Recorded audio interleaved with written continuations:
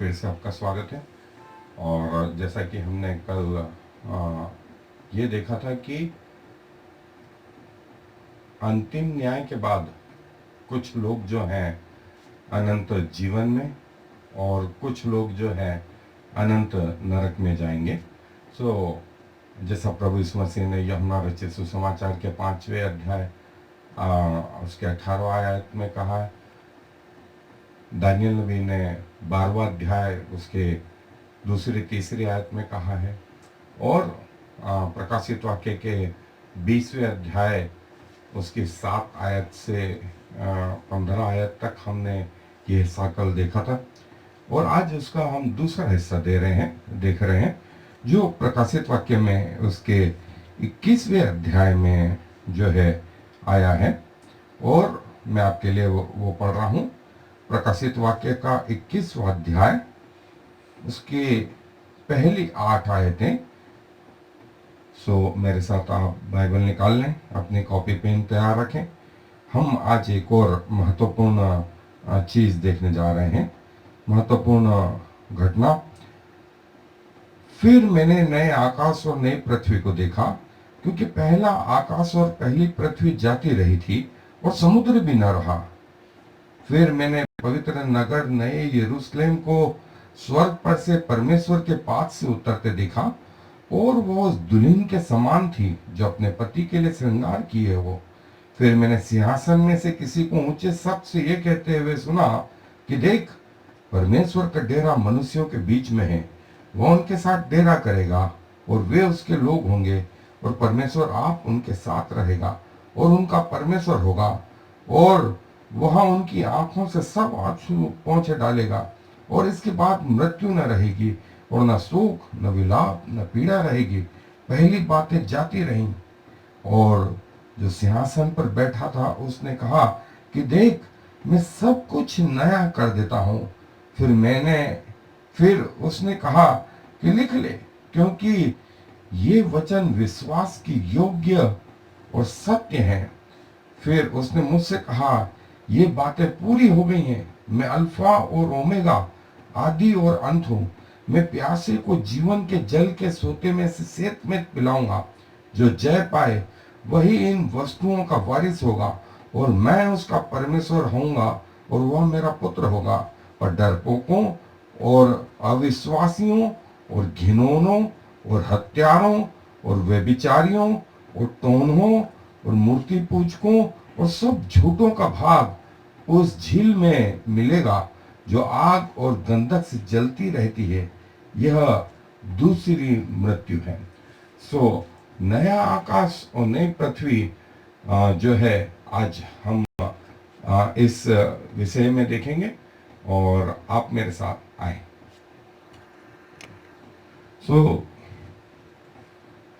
New heaven and new अर्थ, और ये अंग्रेजी बाइबल में आया है। और नया आकाश और नई पृथ्वी। और पौलुस बोलता है कि मैं एक ऐसे व्यक्ति को जानता हूं जो मानो देह रहित या देह सहित तीसरे स्वर्ग पर उठा लिया गया। और बाइबल में और जगह जो है हेवन और हेवंस, स्वर्ग और स्वर्गों का वर्णन आया है। फिर से जो है मैं बोलूंगा कि ना हिंदी बाइबल में ना अंग्रेजी लिटरेचर में इसका बहुत अच्छा वर्णन है। इसका बहुत अच्छा वर्णन जो है वो हिब्रू लिटरेचर में है। और जैसा हमने नरक के बारे में भी देखा था कि अलग अलग स्तर हैं। बाइबल की भाषा को समझने के लिए हमें उनके दृष्टिकोण से देखना होगा। और हम आज भी जो है इसी दृष्टिकोण को अपनाएंगे जो हिब्रू लिटरेचर और ग्रीक लिटरेचर या जो है इजराइलियों के पास इसकी बहुत अच्छी जानकारी है। एक और अंग्रेजी में शब्द आया है पैराडाइज। हेवन एक शब्द आया है, पैराडाइज एक ऐसा शब्द आया है। यदि लूका रचित सुसमाचार का जो 16वां अध्याय है, वहां पर जो है शब्द आया है कि उस अमीर ने जो है लाजर को इब्राहिम की गोद में देखा। सो क्या वो स्वर्ग था? सो जो शब्द आया है वहां पर वो पैराडाइज या ऐसा स्थान जो स्वर्ग नहीं है लेकिन स्वर्ग जैसा है, जहां पर उन लोगों की आत्माओं को देखा जो प्रभु यीशु मसीह के अनुसार धर्मी व्यक्ति थे। और जो है इसका वर्णन एक जगह नहीं और सारी जगह आया है। एक और शब्द जो है परगेटरी भी एक शब्द आया है जिस पे अभी हम मनन नहीं करेंगे। सो ये जो है उस ग्रीक लिटरेचर के अनुसार स्वर्गों पर, तीसरे आसमान पर 7 स्वर्गदूतों, 7 स्वर्गों के ऊपर उठा लिया गया। सो हम अय्यूब की पुस्तक में भी देखते हैं कि शैतान जो है स्वर्ग में परमेश्वर के पास उपस्थित हुआ। और एक और जगह आया है कि परमेश्वर स्वर्गों में भी नहीं समाता। इस पूरे स्वर्ग के जो स्तर हैं, परमेश्वर इतना महान है कि इन स्वर्गों में भी नहीं समाता। और स्वर्गदूतों का जो स्तर है वो आप यूं कहें कि कुछ मंजिलें हैं, कुछ मंजिलें हैं, 5वीं मंजिल, 7वीं मंजिल तक सबके एक उदाहरण दे रहा हूं मैं आपको कि यहां तक सबकी अप्रोच है। और शैतान भी इस मंजिल तक आ पाया, इसके ऊपर नहीं, इसके ऊपर नहीं। और जैसा यीशु मसीह ने कहा, पिता को कभी किसी ने नहीं देखा सिवाय इकलौते पुत्र के, और जिस पर उसने अपने आप को प्रकट करना चाहा। मतलब कुछ सिलेक्टेड लोगों को प्रभु ने अपनी महिमा के दर्शन दिए हैं। और किसी भी मनुष्य के लिए बहुत कठिन है कि परमेश्वर को इस शरीर में रहते हुए देखें, लेकिन परमेश्वर चाहता है कि हम उसको आमने सामने देखें, जैसा वो है उसकी महिमा में देखें। और इसीलिए जो है प्रकाशित वाक्य में कहा भी गया, जो मैंने हिस्सा आपके लिए पढ़ा कि 3रे आयत में कहा, फिर मैंने सिंहासन में से किसी को ऊंचे शब्द से यह कहते हुए सुना, देख मनुष्यों का डेरा, परमेश्वर का डेरा मनुष्यों के बीच में, वह उनके साथ डेरा करेगा और वे उसके लोग होंगे, और परमेश्वर आप उनके साथ रहेगा और उनका परमेश्वर होगा, और वह उनकी आंखों से सब आंसू पोंछे डालेगा। और इसके बाद मृत्यु न रही, और न शोक, न विलाप, न पीड़ा रहेगी, पहली बातें जाती रही। और जो सिंहासन पर बैठा था उसने कहा, देख मैं सब कुछ नया कर देता हूं। फिर उसने कहा कि लिख ले, क्योंकि ये वचन विश्वास के योग्य और सत्य है। न सिर्फ 21वें अध्याय में, वरन प्रकाशित वाक्य के 22वें अध्याय में भी जो है परमेश्वर जो है एक बहुत अच्छी चीज कहता है।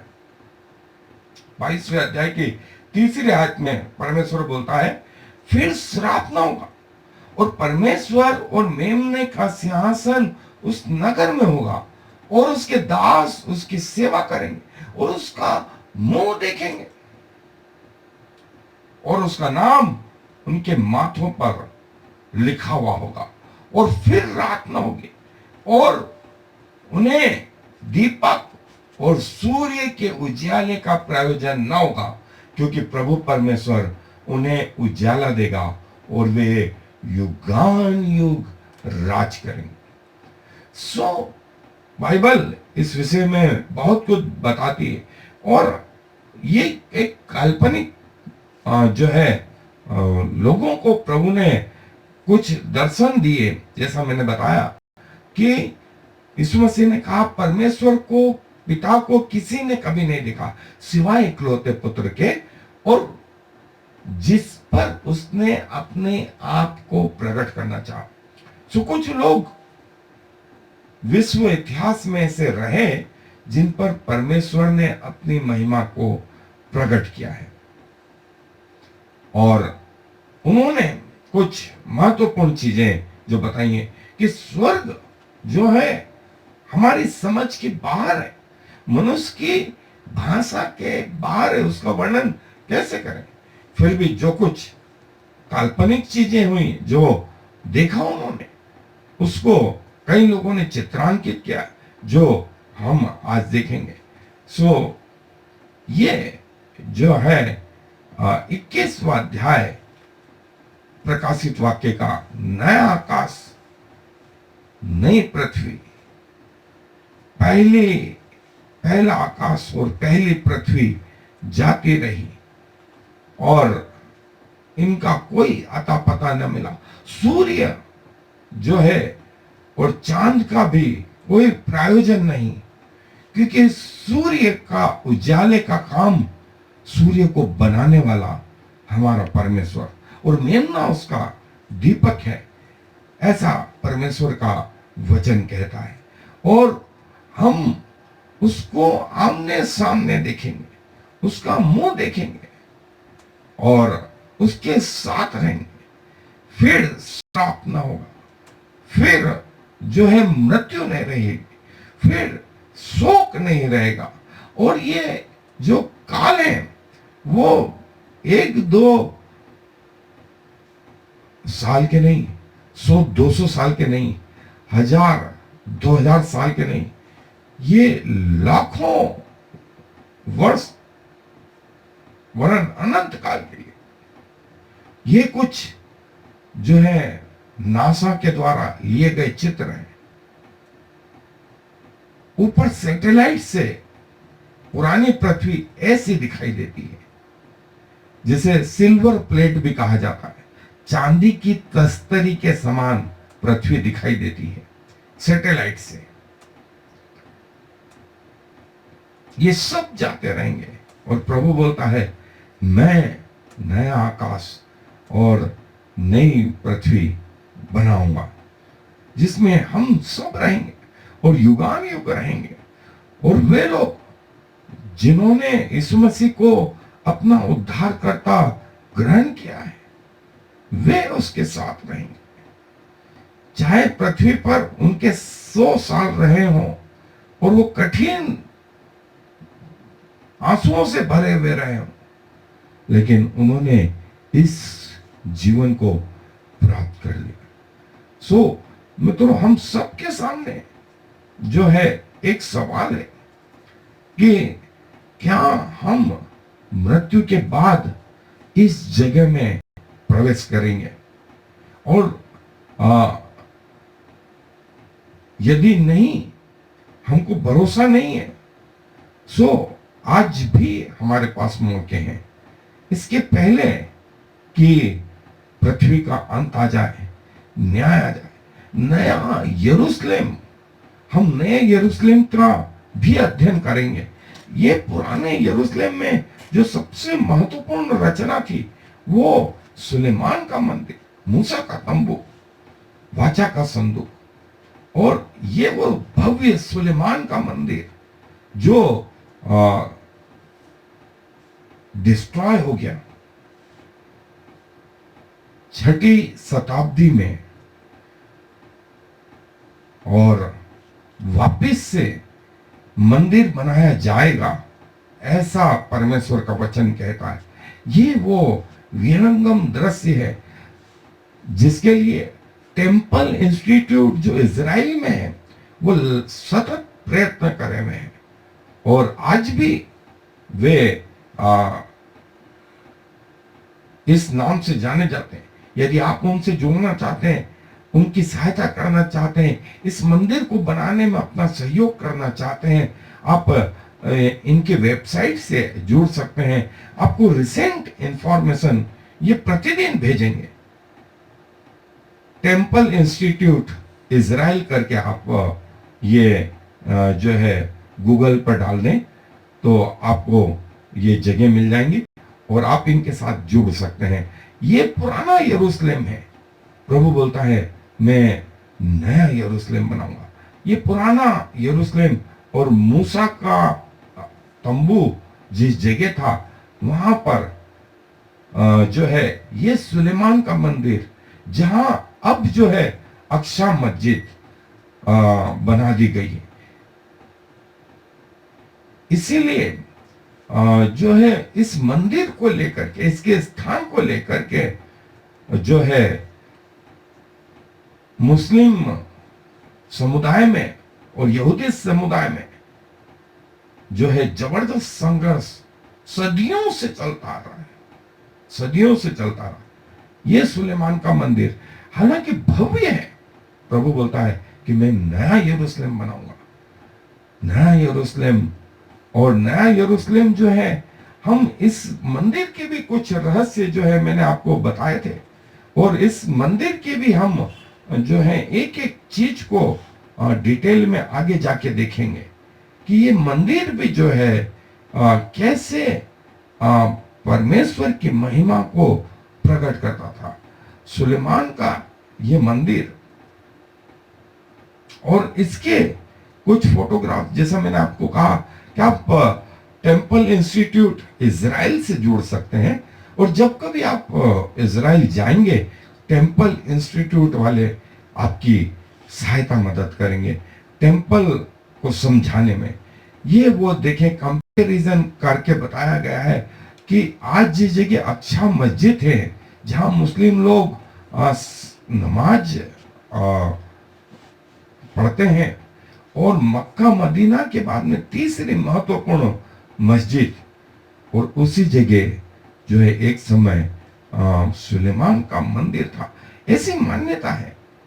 और इसमें भी जो है विभिन्न जो है मत है।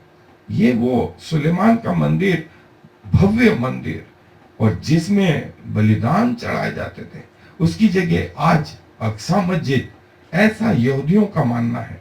और ये पूर्वी फाटक, ऐसा बोलते हैं कि इस मसीह के आने तक ये बंद है। जिस दिन राजाओं के राजा आएंगे ये फाटक से प्रवेश करेंगे। और ये अक्सा मस्जिद का क्लोजअप है, अक्सा मस्जिद। और जो हमें यरूशलेम में देखने को मिलती है। और एक और महत्वपूर्ण चीज, इससे अक्सा मस्जिद के पास में ये जो दीवार है, इसको पश्चिम दीवार कहा जाता है। और ऐसा बोलते हैं कि मंदिर की ओरिजिनल दीवार ये है, ये सुलेमान के मंदिर की ओरिजिनल पश्चिम साइड की दीवार है। ये 30 फीट अंदर चली गई समय के हिसाब से, 30 फीट अंदर, और बाकी की ये है। और ये इजरायली लोग इकट्ठा होते हैं, यहां आते हैं, इसको चूमते हैं। इसको वीपिंग वॉल भी कहा जाता है, क्योंकि वो यहां आकर के रोते हैं, अपनी प्रार्थनाओं को पर्चियों में लिख लिख करके इस दीवार पर डालते हैं कि प्रभु हमसे गलतियां हो गई, हमसे गलतियां हो गई। Weeping wall. और जो आज हमारी दशा है वो इसके कारण है। ये अक्सा मस्जिद और इसके इस तरफ, पश्चिम तरफ, ऐसा मान्यता के अनुसार सुलेमान की मंदिर की रियल जो है वो पश्चिम दीवार। और ये एक और रहस्य जो मैंने बताया था आपको जब हमने टेबरनेकल देखा था, कि 3 स्थान जो है परमेश्वर ने मनुष्य के भी बनाए, और वो मनुष्य के 3 स्थान जो है ये मंदिर से रिलेट करते हैं। क्योंकि नए नियम में परमेश्वर ने न मूसा का तंबू, न सुलेमान का मंदिर, वरन हमारे शरीरों को अपना मंदिर बनाया, और कहा कि मेरा मंदिर जो है दोनों, सो हमारे अंदर जो है वही 3 स्थान। और परमेश्वर अब हम में निवास करता है। पवित्र आत्मा हम में 24 घंटे बना रहता है। हमारे अंदर भी 3 कंपार्टमेंट, शरीर, प्राण जो रक्त में है, और आत्मा जो हमारे ब्रेन के अंदर। और याकूब जब उस जगह में बेतेल में सोया हुआ था, उत्पत्ति की पुस्तक में उसके 28 अध्याय 10 से 22 आयत में, तो भी वो मंदिर जो है इस रीति से, सो मंदिर का जो कंसेप्ट है वो अभी से नहीं, ये तो उत्पत्ति से चला है। और ये मनुष्य के 2 पांव, सुलेमान के मंदिर के ये 2 स्तंभ है। ये जो छाती और पेट वाला हिस्सा है, ये पवित्र स्थान वाला हिस्सा है। ये जो हाथ है, ये याजकों के कमरे हुआ करते थे। याजक लोग इस कमरों में आकर के अपने वस्त्रों को बदलते और फिर पवित्र स्थान की सेवा के लिए आते। और जो ब्रेन है वो महापवित्र स्थान की तरफ जो है इंगित करता है।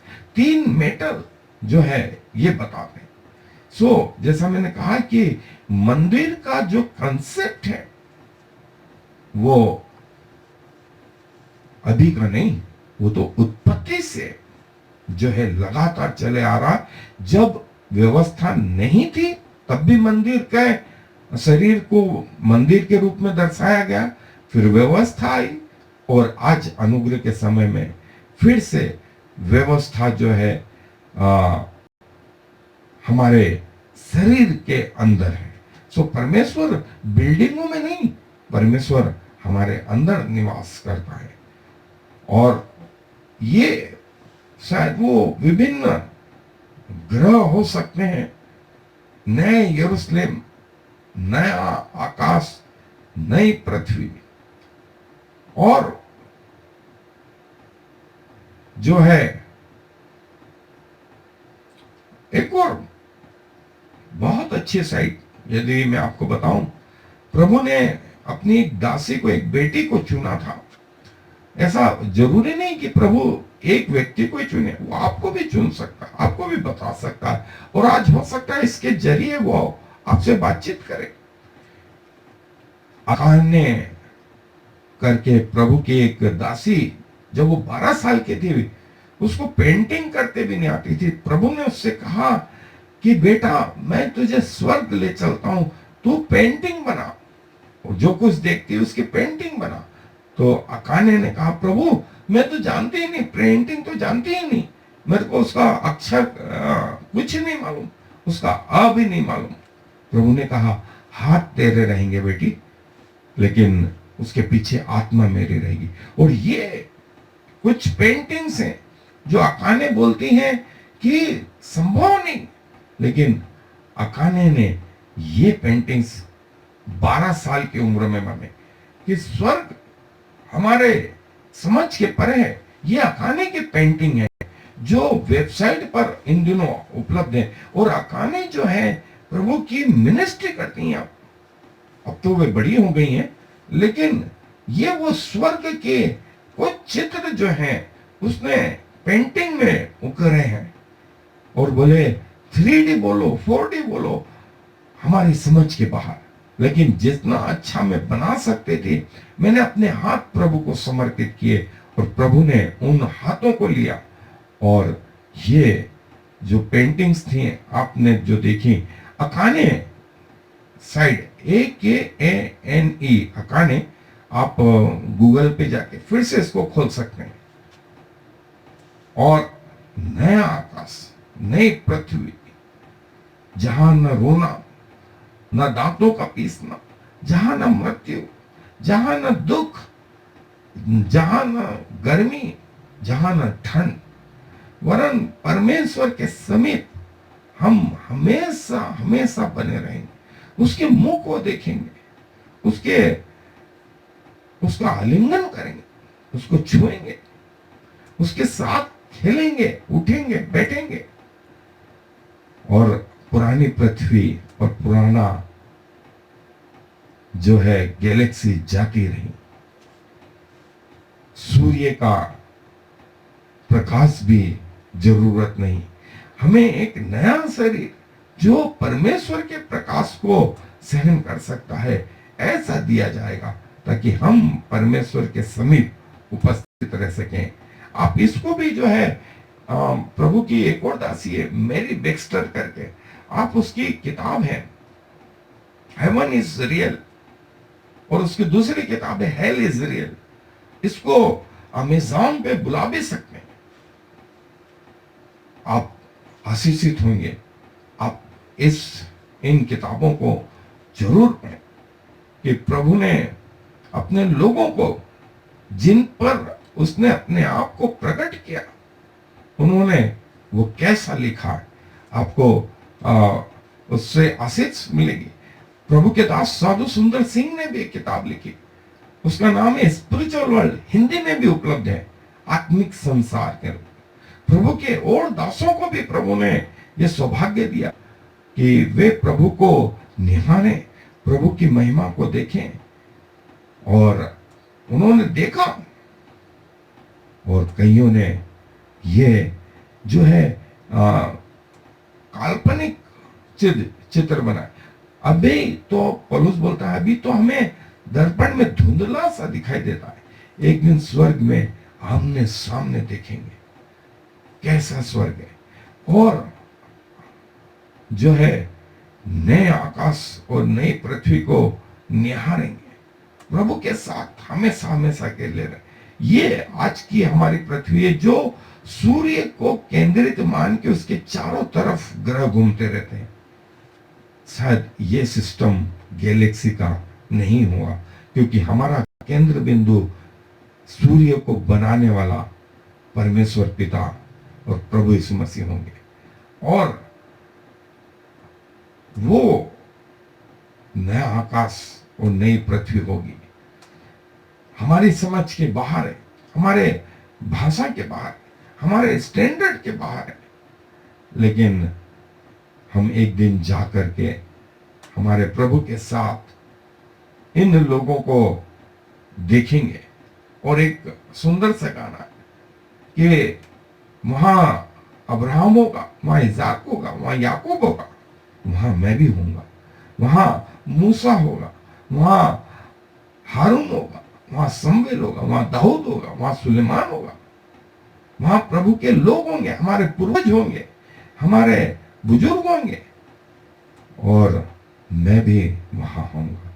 हम सब एक दूसरे से मिलेंगे, एक दूसरे का साथ उठेंगे, बैठेंगे, चलेंगे, फिरेंगे, और सब मिलकर के प्रभु की स्तुति करते रहेंगे। लेकिन एक और चीज कही गई है कि प्रकाशित वाक्य के 21वें अध्याय के 8वें आयत में, 7वें आयत से पढ़ रहा हूं, जो जय पाए वही इन वस्तुओं का वारिस होगा, और मैं उसका परमेश्वर होऊंगा, और वह मेरा पुत्र होगा। जो जय पाए, जो जय पाए। पर इसका उल्टा हिस्सा जो है, दूसरा साइड क्या लिखा है 8वीं आयत में, डरपोकों, अविश्वासियों और घिनौनों और हत्यारों और व्यभिचारियों और टोनों और मूर्ति पूजकों और सब झूठों का भाग उस झील में मिलेगा जो आग और गंधक से जलती रहती है। कंटिन्यूस टेंस, आग और गंधक से जलती रहती है। यह दूसरी मृत्यु है। और कल हम देख चुके हैं कि कैसी वो आग थी, कैसी वो आग की झील थी, और ये कैसा नया संसार, नया आकाश, नई पृथ्वी, नया शरीर, और हम पिता के सामने आमने सामने उसके साथ उठते बैठते, जिस प्रभु यीशु मसीह को आज चित्रों में देख रहे हैं, उसके सामने होंगे, वास्तविकता में होंगे। क्या आप नहीं चाहते कि इस जगह प्रवेश करें? यदि आप चाहते हैं, आप मेरे साथ इन प्रार्थनाओं को दोहरा सकते हैं और प्रभु आपको इसका अनुभव इस पृथ्वी पर रह करके भी करा सकते हैं। जिस प्रभु यीशु मसीह को हम चित्रों में देख रहे थे, जिस प्रभु यीशु मसीह के बारे में हमने पढ़ा, जिस पिता के बारे में हमने पढ़ा, सुना, अब समय आ गया है कि आमने सामने उसको देखें। क्या आप ऐसा नहीं चाहते? जरूर चाहते होंगे। और मैं आपकी सहायता ये करके कर सकता हूं कि आपको प्रभु यीशु मसीह के पास लेकर के चल सकता हूं। उद्धार प्रभु यीशु मसीह करेंगे। मैं आपको वास्तविकता बता सकता हूं। सो आए, दुआ करें, अपने आंखों को बंद करें, अपने हृदय को प्रभु की ओर उठाएं और कहें, प्रभु मैं इस जगह पे आना चाहता हूं, हमेशा हमेशा के लिए आपके गोदी में रहना चाहता हूं, आपके साथ उठना बैठना, आपके साथ चलना फिरना, आपके साथ खेलना चाहता हूं। प्रभु आपके और मेरे बीच में जो भी रुकावट है, उनको प्रभु यीशु मसीह के नाम से दूर करें। मेरे अपराध हो, मेरा अहम हो, मेरे पृथ्वी के और शारीरिक और संसारिक कमजोरियां हो, उन सबको यीशु की लहू से दूर करें। मुझे अपना बेटा बेटी बनाए। प्रभु, हृदय की सच्चाई से मैं आपको अपना पिता और उद्धारकर्ता ग्रहण करता हूं। धन्यवाद प्रभु, आपके इस अनोखे योजनाओं के लिए जो आपने अपने वचन में रखे, कि आप अपना दर्शन हमें देना चाहते हैं, हमारे साथ रहना चाहते हैं। प्रभु, मैं अपना कदम आपकी ओर बढ़ाता हूं। सारा आदर आपको देते हुए इस विनती को प्रभु यीशु मसीह के नाम से मांग ले। आमीन और फिर आमीन।